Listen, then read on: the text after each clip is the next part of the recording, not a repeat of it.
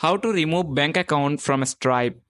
Follow my steps to remove a bank account from your Stripe account. Go to the official Stripe website and log into your account. In your dashboard, look for a settings or account settings option. This is usually located in the main menu or sidebar. Within the settings, there should be a section related to your connected bank accounts. This might be labeled as bank accounts. Locate the bank account you want to remove.